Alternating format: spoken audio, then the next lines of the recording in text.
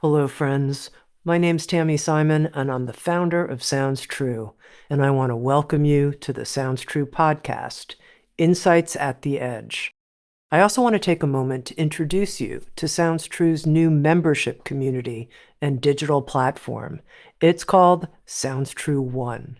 Sounds True One features original, premium, transformational docuseries, community events, classes to start your day and relax in the evening, special weekly live shows, including a video version of Insights at the Edge with an after-show community question and answer session with featured guests. I hope you'll come join us, explore, come have fun with us, and connect with others. You can learn more at join.soundstrue.com.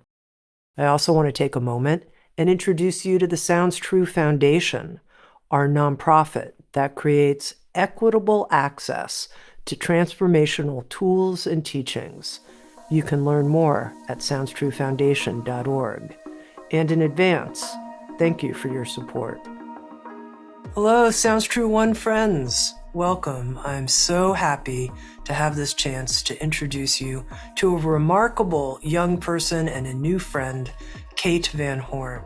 Let me tell you a little bit about Kate. She's a psychic, an intuitive healer, and a professional tarot reader. She offers one-on-one readings, workshops, and intuitive training to clients worldwide.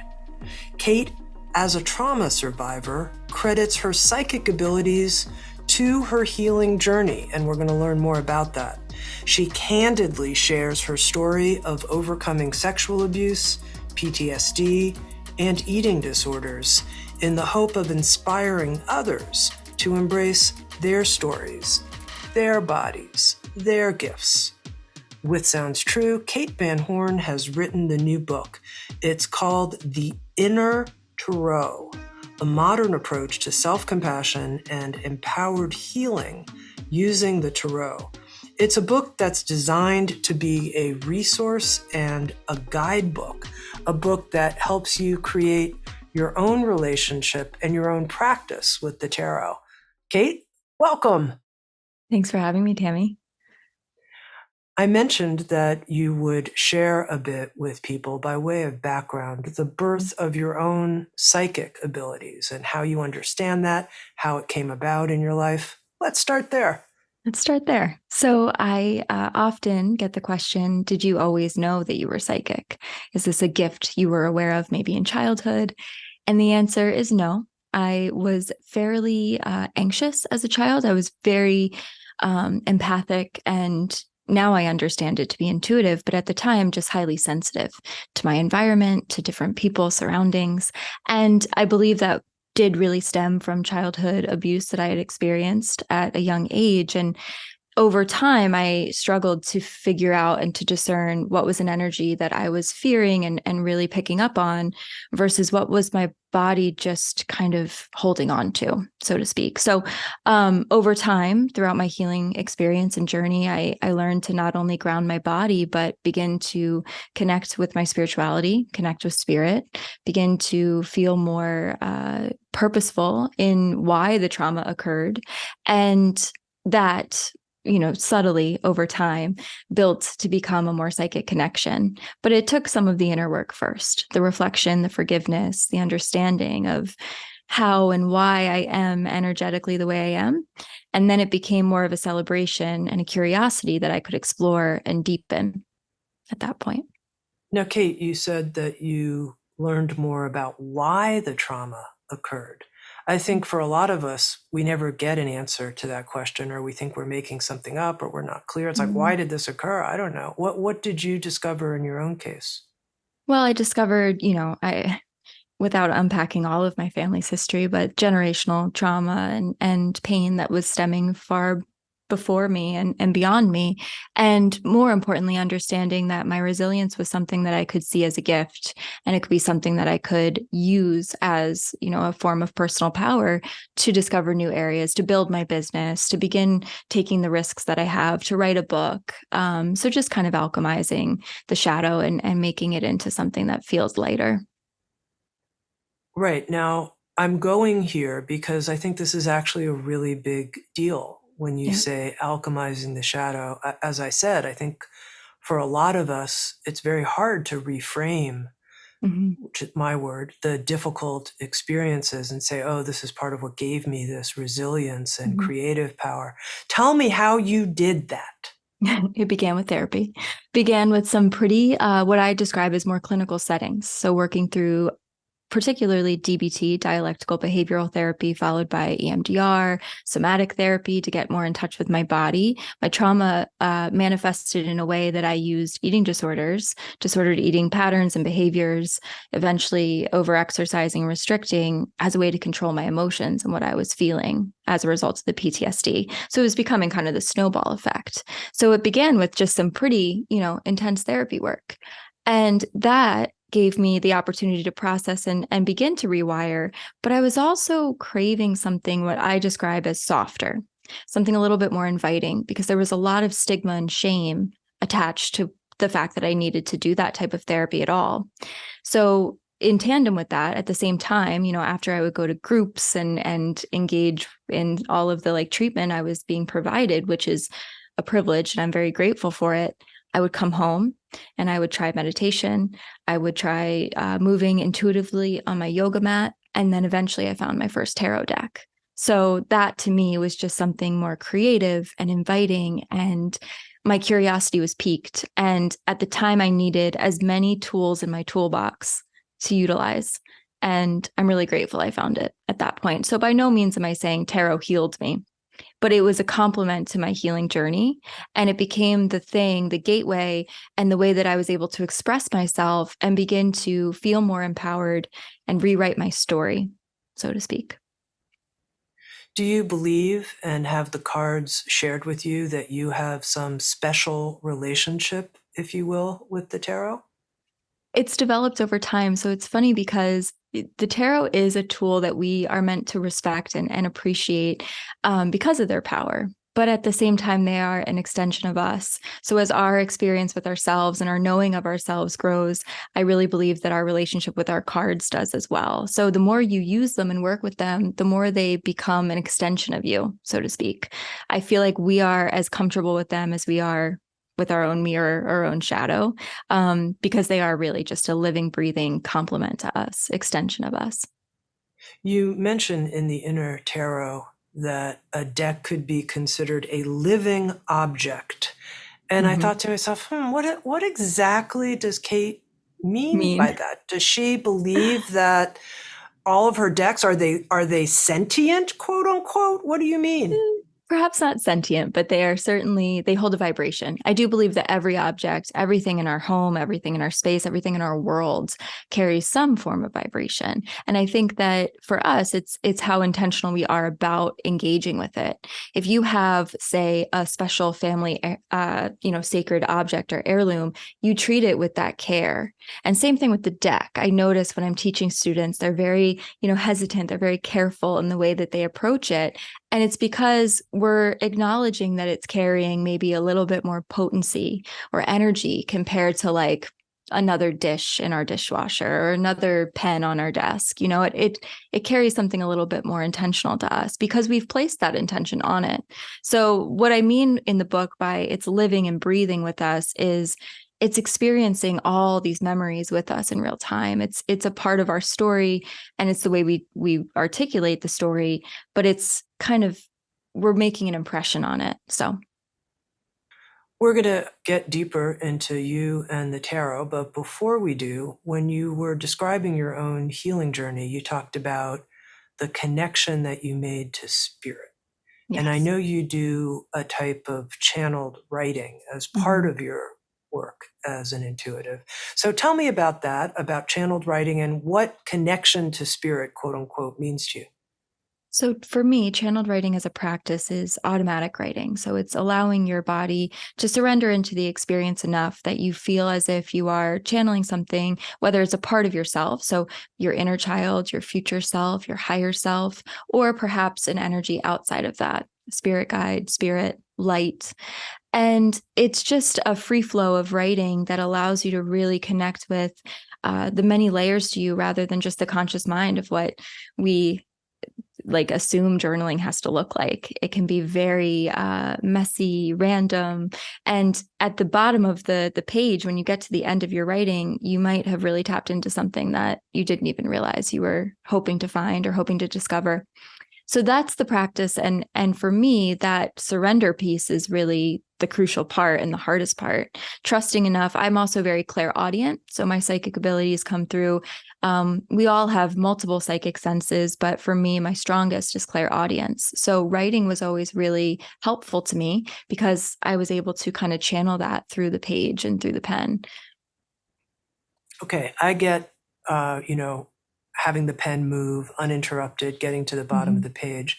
But what I'm curious about is as you're doing that and this clear audience is occurring, so you're hearing with a sort of subtle type of hearing, is there a particular being or form or beings or forms that are expressing through the pen? I think that's for personal interpretation and definition. So for me, I sometimes go in just knowing that source, spirit, universe, whatever is here to guide and support me and allow me this time to reflect and really just see what comes up. And trusting what you need in your personal practice. For others in the beginning, for me, I needed to call on a specific type of voice. So more often than not, it was a part of myself, my past self, my teenage self, my inner child, connecting with that so that I felt like it was familiar, so that I didn't feel like I was just allowing any and every energy to move through me. It felt a little too intimate at the time. So that was a kind of starting off point for me, was working with just the layers of myself, my future self and who I was becoming, the woman I wanted to authentically be. So I think defining that before you're writing is important, knowing who you want to hear from, calling that voice or that energy down, perhaps an ancestor, a loved one who's passed. It's really up to you and what feels safe, because spirituality and any practice, tarot, channeled writing, it's important to feel that safety and that groundedness. So let's say one of our listeners wants to try this practice Mhm. of hearing from their future self and writing from that place. Can you share more just how they would go about it so that they really feel that they're making that kind of connection before they start writing? Yeah, I think it's important to take a few breaths first to just study the body, get grounded in the body, remove distractions. It's kind of a basic for any spiritual engagement, of any tool. But I would say after that, it's seeing and asking to speak with her, making it clear, calling her forward. So I like to, maybe for a couple breaths with eyes closed, imagine what that energy would look like, kind of approaching me in a space where it's really neutral, where we can meet and be able to speak freely and connect on a really authentic level. And then from there, I like to put on music. I find it really inspiring. I find it really helpful, actually, to not have the silence, to have a little bit filling the space. But if you're new to this practice and listening, you might want to experience or experiment with both. But I turn on some music and I allow the first words to come through me and I see what that brings up. And then I just keep writing and writing. And I try to set some sort of intention for a length of time or a container of time. So a song or two songs, because I notice when we don't have a clear end point, it starts to kind of drag and we start to wonder, like, am I sort of just writing? You start to question your writing. So maybe allowing it to be 5-10 minutes max and going in baby steps, because it is kind of a strange thing. It's a strange concept. It's like, who and what am I hearing from? And that's part of the process with anything that I teach and share. It's like really 90% of it is trust and trying, just to try to see what comes through. And if it helps you, amazing. And if nothing really came up, because that happens to me sometimes too when I write, I'm like, oh, didn't really receive too much today. And that's okay as well. No judgment of the experience. Now, I'm going to go back for a moment because I introduced you as this remarkable young person, and I think that's very true. And you described a bit about your healing journey. And in a way, I felt that you kind of were like, yeah, I did these things. And yeah, and I reframed it. And I'm thinking to myself, this is remarkable. I know so many people. And yes, you had the advantages of all of the different therapeutic modalities and they were brought to you. But I know a lot of young people and people of all ages who have gone through those modalities and don't reach a place where they feel at peace with the trauma that's happened to them in their lives and with their own powerful creative capacities. And so I'm curious, when you reflect, what would you say were the unusual, in my language, qualities that you brought to your healing journey that enabled this birth of you? Mm. What a great question. And I appreciate you seeing that. And it's interesting because I'm like, I still feel so deeply flawed and very human and have my plenty of things I'm working through and working on, as we all do. By no means do I think I'm completely fixed, but I do think I found something that's more meaningful to me than the pain in the shadow. I think that's what it really came down to. Was I was kind of in this state of treading water, trying to forgive, understanding that forgiveness would feel like freedom, right? So for context to those listening, I experienced sexual abuse as a child, which is pretty unforgivable, to be honest. You know, it's one of the traumas that are just like, what do you do with this? I felt so disconnected from my body. I felt so unsure of who I was in my worth at such a very impressionable age. And with that stemmed this need to forgive, to move on, to set myself free, or else I would just continue to lose out on memories, experiences, moments in my young adult, now adult life.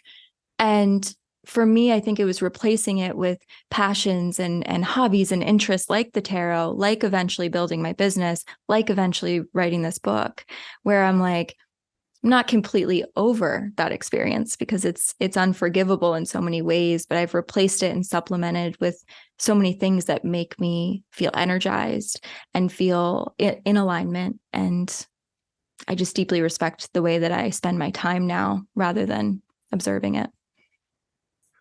Thank you. In reading the Inner Tarot, I was so impressed by how you've really created an educational manual for anyone who wants to really learn, not just befriend and start talking to the deck, but actually really learn each card. And you say that numerology, learning about numerology, was one, if not the most significant study that you took on that helped you find your way into the tarot. And I wonder if you can tell us about that and even take it further and give us Kate Van Horn's brief introduction to the 1 through 10 cycle. Absolutely. I'd be happy to. So numerology is such a great foundation for the tarot. So the tarot is broken into two sections, and the majority of the cards fall under the Minor Arcana. And that particular section is our day-to-day life. It's the way that we show up, the actions that we take, the people in our lives, the way we communicate with them. And it becomes a bit of an instruction manual for us. You know, we might be getting spiritual guidance, but we're also in a human body and a human experience trying to work with those energies and influences. So the Minor Arcana is more similar to a playing card deck and what we're used to, in that the four suits follow an ace through 10 cycle, like Tami mentioned. And the numerology really gives me insight on what part of the journey someone's on, or within, what chapter of the story they're within. And it gives me insight on what some of the difficulties of that chapter could be, kind of the pros and cons, so to speak, and where they could be needing more support. So I'm going to begin, I'll go through all 10 briefly for everyone. So the ace is really the beginning stages. It's the first invitation into the cycle. And it's something that we don't have to take. We don't have to take every opportunity or every invitation that comes our way. But it's exciting when it presents itself, because it's new, it's fresh, and it's really a gift from spirit, so to speak. Once we make that choice, that's when we really drop into the entire cycle. And that's at the 2. So 2s are about choices, duality, balance, connection, perhaps with someone as well. Like the 2 of Cups is a card that brings up connection. So we choose, we say, okay, I'm going to do it. And then the 3s are about progress, and particularly how other people and our communities are affecting our journey. 4s are about taking a intuitive and sacred pause. We all know what that feels like when we just need to take a beat, we need to take a moment, and we need to pause and reflect a little bit. So they're very passive. They're more about stillness. Fives are where the conflict occurs. I think that it's interesting. There's this pause briefly before the chaos of the fives. Fives are where change come up and discomfort can come up. It's kind of at the peak of conflict and within the center of the cycle. Six is about, honestly, in my opinion, it's about resilience and healing, piecing together the understanding and the learning of the previous challenge in the fives, getting more understanding, more clarity there. Seven is a time of self-reflection, noticing maybe unprompted what needs to change or what needs to be transformed within yourself. So it's a very interesting part of the journey. Eight is highly abundant, very active. It's the final step you have to take to receive the abundance and the closure that's to come. Nines are that completion. It's an independent celebration of everything you've accomplished from the choice, from the beginning, from all the stages of the cycle. And lastly, the tens are the full kind of closing of the chapter in the sense that you understand what you're meant to take from this previous cycle and what's meant to come into the next one with you. So how you're going to support other people, give back to other people, or just really be within your community as a result of your personal progress. How did you go about your study of numerology? How did you develop this 1 to 10 kind of knowing? So I learned through learning about tarot. I didn't set out to become really well versed in numerology. I just quickly realized how much it was impacting my tarot practice. So I was reading plenty of tarot books that spoke on it and shared about it. But over time, honestly, I think some of my best learning for all areas of the tarot deck were in my readings. So first, that was with friends and family, and really any volunteer who was willing to have a reading with me. And then now at this point, I read for clients almost every day. So I get a constant chance to reframe and re-understand these cards, relearn them from different perspectives. And it allows me a wider and deeper kind of connection to them. So the numerology, it's also the repetition of, even if I'm new with a client or with a soul who I'm connecting with, even if it's new and fresh, I have that baseline of, okay, we have twos and threes here. They're pretty early stages. And I can riff off of that. I can use that as like the jumping off point in a reading. I noticed what I appreciated so much about the way you presented the numerological journey, if you will, Mm-hmm. from 1 to 10 is, as someone who I'm not a tarot reader at all, I haven't even experimented and used tarot as part of my inner library for more than 2 decades, if you will. But I would always, if I got a card, I'd have to look it up. I'm like, oh, what's the six? What's the what? I'd like look up each one. I never had a sense of, oh, I understand this natural System. progression, the system, and numerology. I mean, it exists in nature. You know what I mean? There's Yeah. one goose, there's 2 geese, there's 3 geese in the sky, there's 4. I mean, you can Yeah. count them. And so it helped ground me in a Mm-hmm. certain kind of way in the structure, I guess, of the tarot. I'm glad to hear that, because I actually believe if you can learn the elemental association, so earth, fire, water, and air, and how they influence us, and therefore how they influence the tarot, and then the numerology as kind of layer number 2. And then from there, you have a pretty great foundation of the tarot deck as a whole. You are able to then look at any card based on the imagery, and that's dependent on the deck that you choose, and really just ask yourself the follow-up questions of, how is this scene interacting with the element, the chosen element, earth, fire, water, air, and what stage of the cycle are they in? And how could that link and combine and become a message for me? Can you share with us your, once again, a brief Kate Van Horn understanding of the elements? Sure. So Earth is related to the pentacle suit, and it's anything physical, anything in the 3D. So I say in the book, if you can smell it, touch it, hold it, it's in the pentacle suit. So money is often associated with with earth as it relates to tarot, but I would extend it and say that it also has to do with our physical safety, our environments, our bodies and health, and our abundance overall. So that's the earth element. The water element is associated with the cup suit in tarot, and that is all about our emotions as well as our subconscious connection.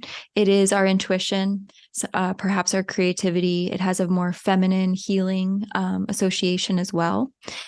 Next up is the swords, aka the air element. And the air element is very cerebral. So, air element is all about communication and understanding and learning and our mindset. So, I say in the book, my little tip for this is to recognize that the air element in the sword suit is anything above the shoulders. So, how you communicate and articulate yourself from the throat, and how your mind, including your self talk, works and how you process things. Lastly, the wands, and that is the fire element. The fire element is that little bit of spice that we add to our experience. It's something that is hard to really harness, just like a true fire element.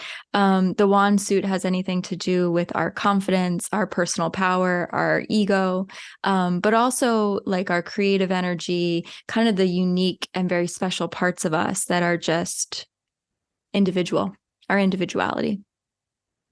Have you done any important readings for yourself related to the book itself, The Inner Tarot? I have. I will admit, and I feel like we touched on this when we were connecting a bit prior to this, like it's a little hard to read for yourself and stay unbiased when you are so connected to the practice or the project, or in my case, the book. But I did, and I'm pretty happy with the cards that came out. I can't complain. I'm proud of the work, and I'm proud of, honestly, the book itself was being written for close to a decade. I was compiling little bits and pieces for it and practices over the years. So I feel like this was a long conversation with myself for sure. Well, as your publisher, I'm very happy to hear you had such positive readings Yes. about The Inner Tarot. Now, the subtitle of the book, A Modern Approach to Self-Compassion and Empowered Healing Using the Tarot. And I could imagine that bringing in this whole notion of self-compassion and how the tarot helps us with self-compassion. Tell me more about that. Well, I wanted to. I think things like self-love, for example, is a phrase we're all used to hearing. And self-compassion is like that grace we can give ourselves. The true compassion is to be okay with the flaws and the imperfections as well. And I think that the openness is so important when you approach any new practice, but especially tarot. So being okay with the fact that it's going to be beautifully frustrating to begin, and it's going to bring up perhaps energies or themes you don't want to look at or you don't feel like dealing with, and having the compassion to say, I'm going to sit in this anyway. I'm going to let myself be a little bit uncomfortable and still really graceful and gentle with myself. Because I think for me too, what I was, two things are at play here. I came to this work and I found this work through a lot of shadow work. It was heavy, it was dense, it was a little darker. And honestly, that's what a lot of people say to me when I tell them I'm a tarot reader. Ooh, that stuff's spooky. It's eerie. It's scary. And I wanted this to feel gentle, and I wanted this to feel really comfortable. And I think giving ourselves compassion is a way to make it feel like that sacred space. What I noticed is that I used to think before reading The Inner Tarot that it was kind of spooky and scary. And I think that's because I didn't feel like I had enough knowledge. I wasn't educated well enough. So I would pull a card and I would, terrify myself with it, or I'd misinterpret it, or I'd get a reading from somebody and it was a lot of their projection, I felt, and it didn't feel like it had a lot of applicability. So I'm curious, for people who are beginners, what's your kind of do's and don'ts of how to approach working with the tarot so it is gentle, so it's not scary? So it's funny. It's kind of like getting in a car and never learning how to drive it. It would be pretty terrifying, right? To take a stab at that. And equally, it's terrifying to get in the car with someone who's never learned how to drive. So for the readers who maybe weren't quite ready to hold that space, my recommendation is, and the reason why the inner tarot is structured this way and written this way, is I recommend making it a personal practice first and developing your own understanding of it, taking your time, being patient, maybe pulling one card a day and reflecting on your body's reaction to that card before you even read about it. Because going back to what you said about the projections or the assumptions we have, I think let yourself have your first experience with a card and define it for you. It could have special meaning to you that is nothing like the tarot blogs you read or my book or perhaps how a friend interprets it. So I think being patient enough that it can be a private practice before you have to immediately share readings or answer really complicated questions. I also like to recommend that it's more of a creative initiation, like it initiates journaling, or maybe it decides how you want to express yourself that day. Use it as a way to form the next step, the next action, rather than opening yourself to some sort of like specific message or guidance. Does that make sense? It does. Do you suggest that people bring forward a question as they pull a card a day? Is there a specific question, or just what's the card for today? Yeah, what can I be mindful of today? What energy might I observe today? What should I be aware of in my communication? How are my emotions going to impact me today? Things like that, which also requires a bit of regulating beforehand and saying, oh, this is what I might need. I know I have a very busy day ahead. Probably not the day to unpack something deeply meaningful. Maybe it's just simply, how do I stay present, knowing what's on my calendar and what's on my plate? Now, we've talked some about the minor arcana. Tell me your sense of the major arcana and how you approach it and frame it. Yeah, so the majors are begin at 0 and end at 21. And it's a 22 card system within the larger, greater tarot deck that follows the Fool's journey. Now, the Fool, I call them the protagonist of the tarot. And it's really who we are embodying when we begin this process of reading cards. So we drop into the Fool's experience and navigate each of these chapters. So the major Arcana cards are really a full life cycle, so to speak. They are the heavy hitters of the deck. If you pull a lot of them, there's big lessons to consider and there's bigger themes to really process and sit with. So knowing that the energy is maybe not going to move as quickly either with these cards kind of takes a little bit of time to understand each archetype and to fully embody them. But they're kind of the benchmarks or the milestones throughout our lives. Anything from the Lovers, which is where we find like soul connection, to cards like the Tower, which is that very uncomfortable lesson that sort of takes us down. It's like an ego death, so to speak.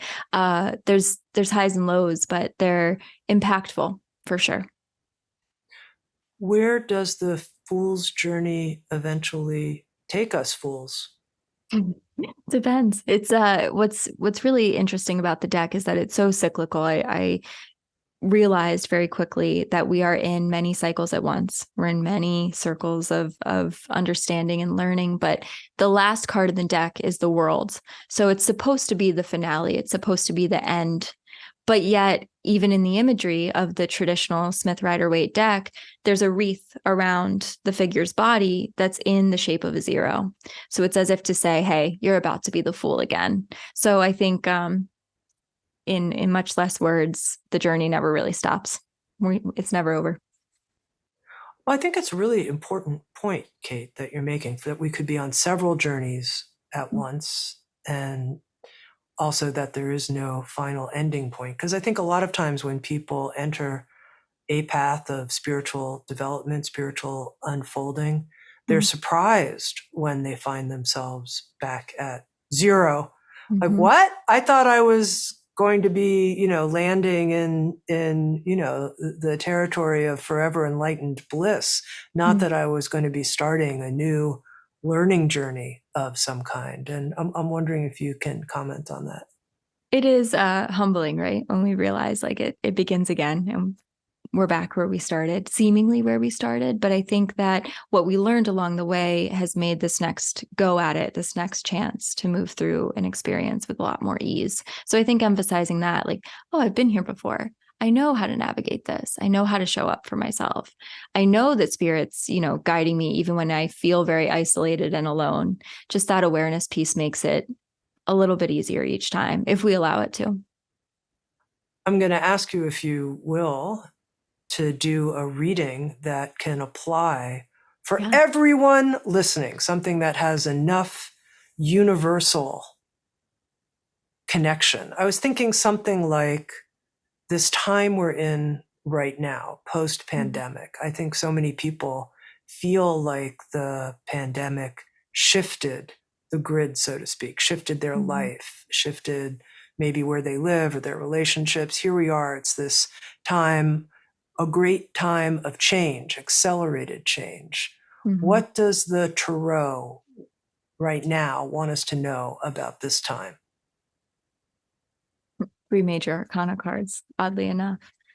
So what's coming forward, I like the way you said accelerate. I have the Chariot card, which is a card about momentum and forward motion. And it's a little bit of a push. It requires a bit of brute strength and that ability to get up and get going. And I have it with also the High Priestess here and the Magician reversed. And I think the High Priestess as a theme and as a message usually relates to our stillness and to our understanding in the more subtle realms, what we hear when we get quiet, what we start to notice when we are looking for the more subtle details rather than the obvious. So we have these 2 cards that are pretty polar opposite, right? So I pulled to better understand that. And I got the 4 of Pentacles and the Magician reversed. And I think what's coming through is know the speed at which you can sustain. I think when collectively we go through something really massive, right, we're kind of required to step into some form of resilience. Like, for example, the pandemic, it was an immediate, adjustment. And now as we recalibrate and as we move based on free will and understanding of there is always going to be potential threats or potential circumstances, but what is the speed that I can sustain? And can I start to notice and acknowledge what it feels like, mind, body, and spirit, to be slightly out of alignment? And can I course correct? Can I course correct? I say that because the 4 of Pentacles is about our reserve. It's knowing when to do a bit less or save or hoard our energy. And the Magician is when upright is a card of complete alignment, when spirit's kind of channeling through us. So maybe to answer this question, beyond the reference to the speed, it's also knowing how to reserve and hold and carry your magic, your unique gift, in a way that's going to be a tool when you need to rely on it, maintaining it rather than depleting it. How does that sound, Tami? Well, I think you're pointing to something that many, many people are interested in right now, which is, how do I not burn out trying to keep my nervous system basically managed and sane? And I feel on the edge so much of the time. And, I've heard from so many people, long-term meditators and different kinds of spiritual practitioners, that they're having to not just double down on their practices, but quadruple down. So that resonates, I think, with what you're saying. It does. And it's interesting because I felt the same at the beginning of this year, early 2024.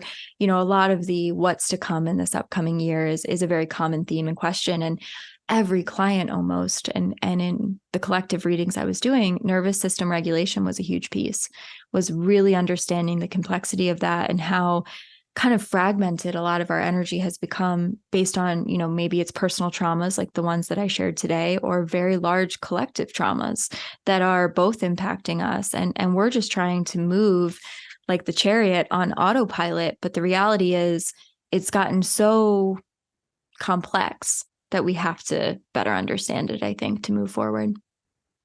Now, just to ask you a couple questions to reflect on how you did this reading, you pulled 3 cards and you said, all major arcana cards. And I was a moment like, okay, what does Kate make of that? Well, I think the fact that I wasn't totally surprised because it's collective energy. So it makes sense that everyone's instruction of how to do it or how to act on this message or how to receive it is going to be unique to them, their circumstances, their natural makeup and who they are and their preferences. So to me, it wasn't surprising when reading for a collective because it's really a theme and an overarching force rather than a specific response to have. So yeah. And then you talked about pulling what you called a clarifying card. Yes. And I was curious about that. So do you just like, oh, I'd like more information about that, pull a card. Oh, I'd like even more information, pull a card. Oh, I'd like even more information. Before you know it, you've pulled however many clarifying cards, or how do you go Totally. about that?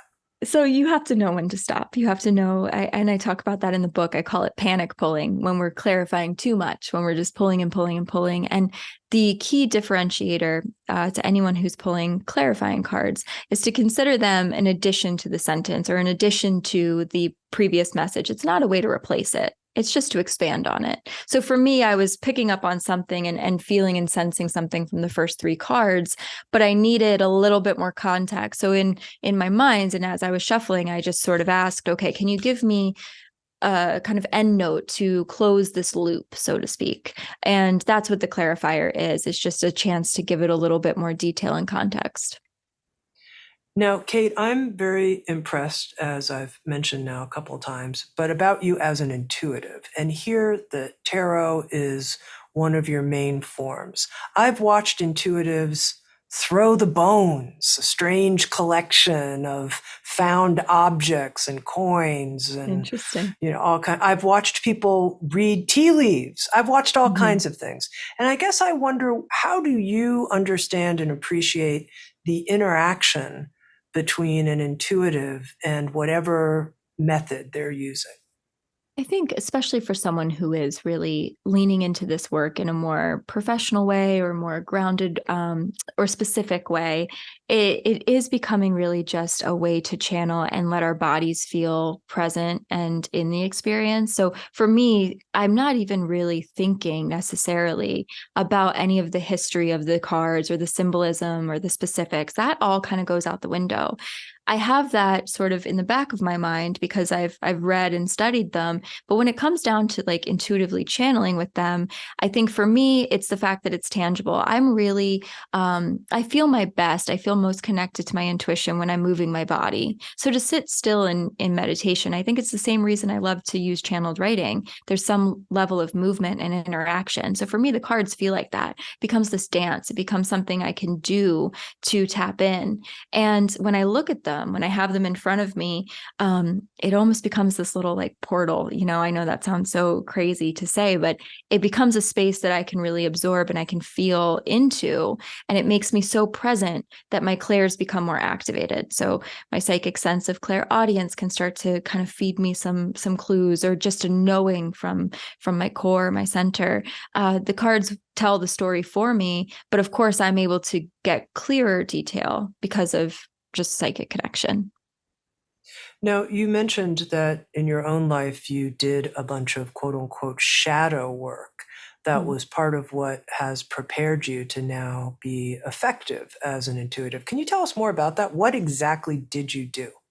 So what I did was the shadow work that I found most difficult, and this is my personal experience, was not just addressing the depths of the traumas and the darkness of them.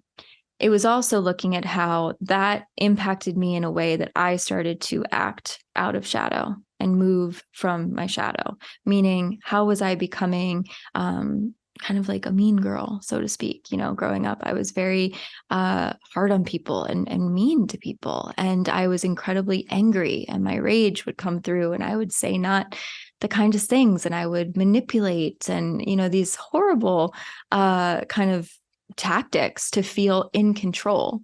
And I think that is what's interesting is as a victim of abuse, we can use our experience and then kind of translate that to our fears become our way of like putting up guards. We're angry, we're frustrated, we're mean, whatever it is. And for me, that's what my shadow was.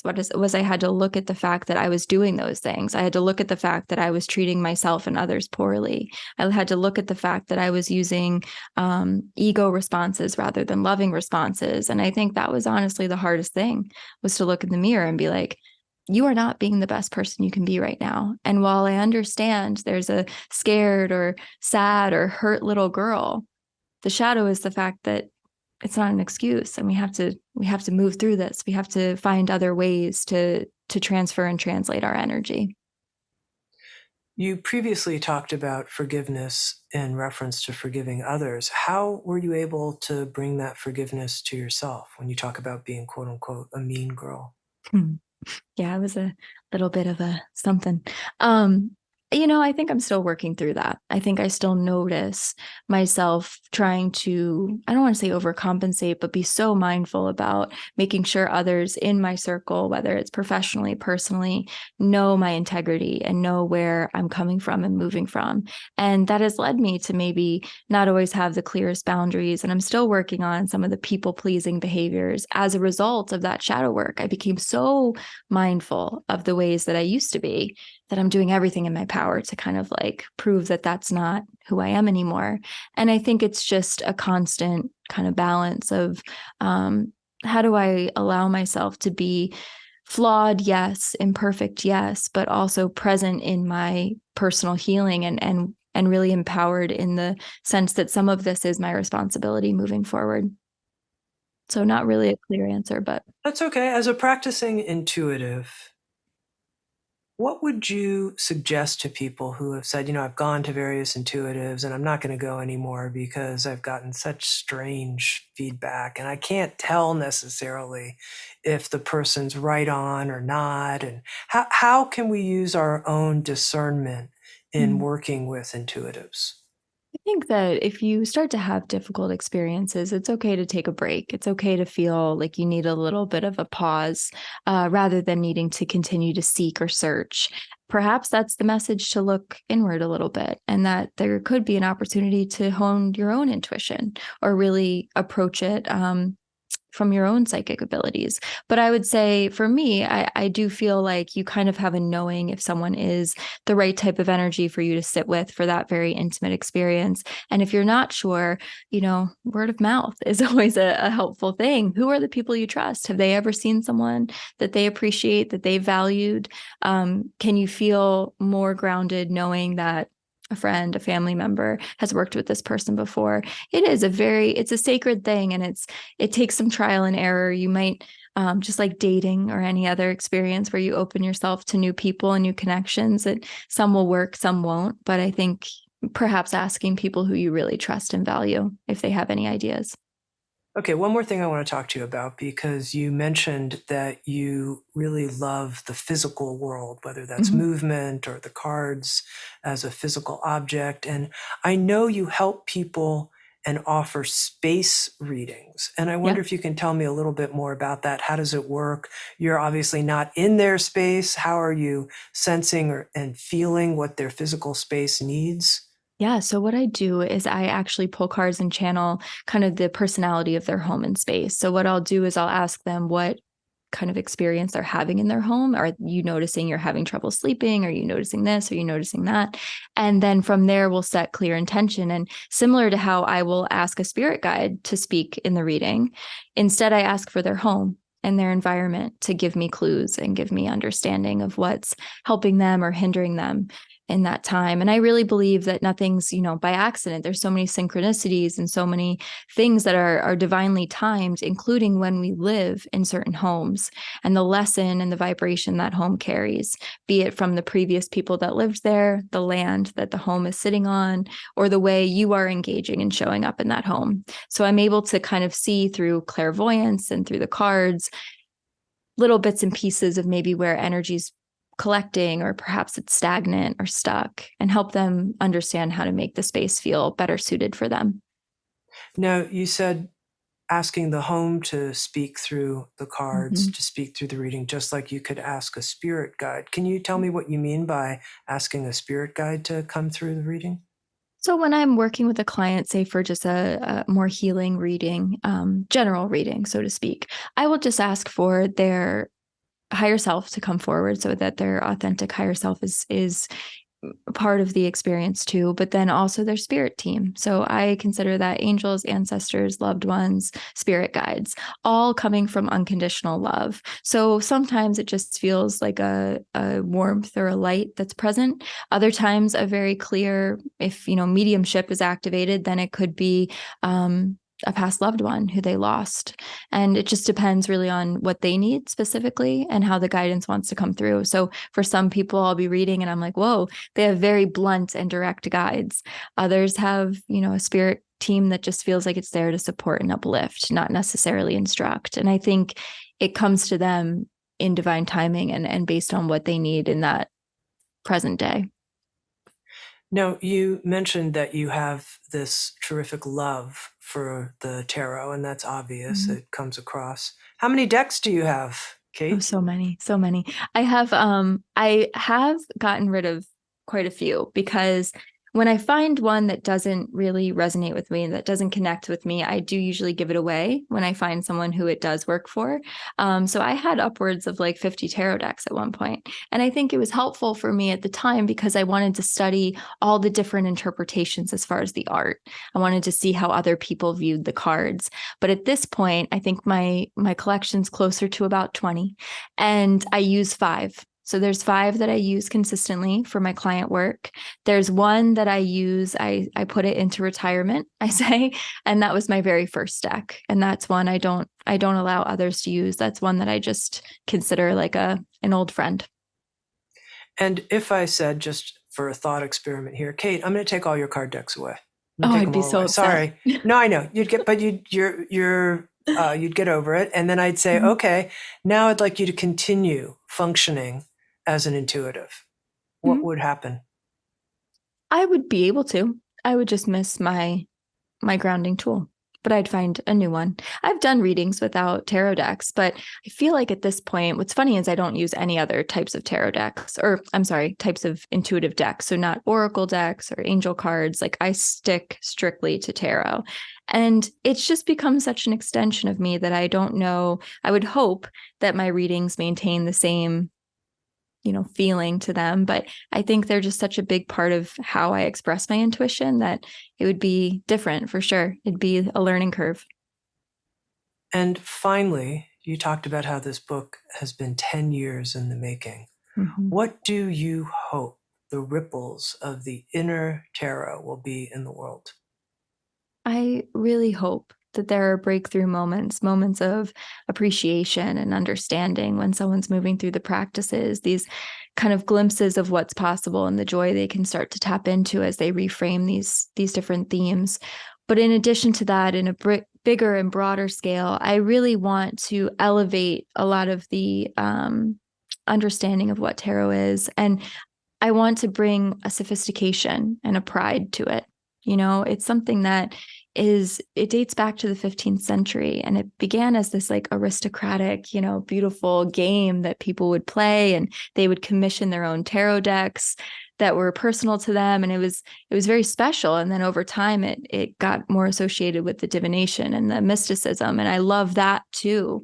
But I think there's something, it's time for us to break past those barriers of fear and stop thinking it is here to disrupt our experience. It's here to enhance it. And it's here to be celebrated too.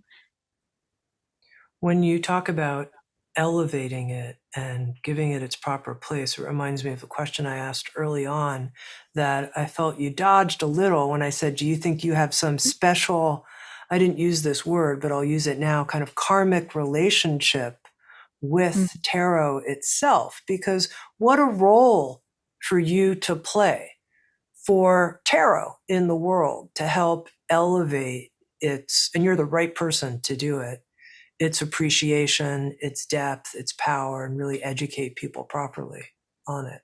What a terrific kind of karmic destiny for you. That's an interesting way to put it. And I'm going to definitely absorb that and take that in because I never thought of it that way. But I do feel like, in the same way that I was trying to break some of the shame and the stigma of what I was experiencing, getting the diagnosis of PTSD and moving through the therapy treatment for my eating disorder, there were so many things. I remember just feeling like, is this who I am? The woman in therapy all the time, the woman trying to heal. And I think when it came to tarot, I started to get confronted with the same judgment, sort of, what does that mean you're a tarot reader? These sort of sometimes very overt, other times more passive aggressive kind of questioning of my intuition and therefore my divine connection, which is so special to me and so important to me. So really respecting it and elevating in that way so that we can celebrate not only ourselves, but these practices that have been really shunned for time. Well, you are elevating them. I've been speaking with Kate Van Horn. She's the author of the new book, The Inner Tarot, A Modern Approach to Self-Compassion and Empowered Healing Using the Tarot. Thank you so much for pouring yourself into this terrific resource. Thank you, Kate. Thank you. Thank you, Tammy. And if you'd like to watch Insights at the Edge on video and participate in the after-show Q&A session with our guests, come join us on Sounds True 1, a new membership community featuring award-winning original shows, live classes, community learning, guided meditations, and more with the leading wisdom teachers of our time. Use promo code PODCAST to get your first month free. You can learn more at join.soundstrue.com. Sounds True, waking up the world.